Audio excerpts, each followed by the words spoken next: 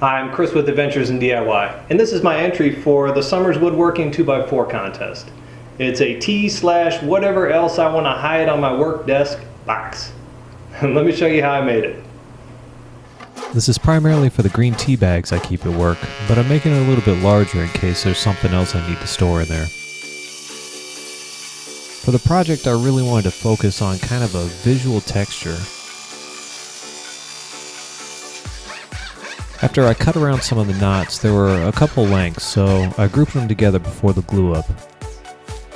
To make this soon-to-be famous black glue, I mixed some PVA white glue with some acrylic paint. Black wasn't my first choice, and apparently I'm not good at mixing colors. The others didn't turn out so well. I hand planed one of the sides and then ran it through the thickness planer till it was right around ½ an inch. From there, all the boards were squared up and cut to size. I totally started cutting the box joints by hand and then realized there was no way I was going to get done on time. With these box joints, I wanted a hand spaced, slightly non-uniform layout. That way it contrasted with the uniform black striations in the boards. To line up the corresponding cuts, I used the pins from the cuts that were just made. What would have been cool is if I realized how big I made the box. That way I didn't have to recut the box joints to make it a smaller box.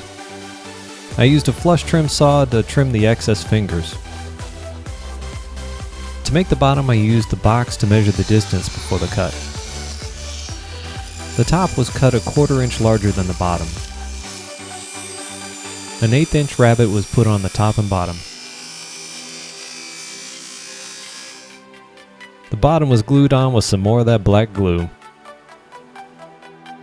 The design for this top was something I managed to scribble down one night before going to bed. I just got these Japanese power grip chisels and I'm really loving using them so far. I wanted some texture in the fish, so I used the small chisel to make these little gouges in the wood. To give the fish a soft black color, I used some watercolors to paint the area. Because the grain got raised, I used some 4/0 steel wool to knock it back down. The original sketch had a water ripple near the fish. I tried to layer the hand planed shavings to recreate that circular pattern.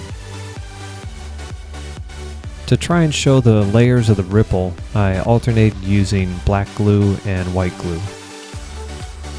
In the last kitchen utensil challenge, I curved the body of the napkin holder and really liked the way that turned out, so I thought I'd do that here.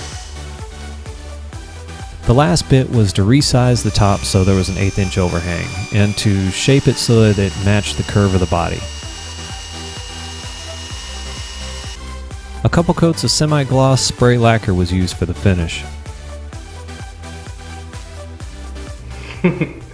Well, if this doesn't score me a sponsorship with Elmer's white glue, I don't know what it's going to take.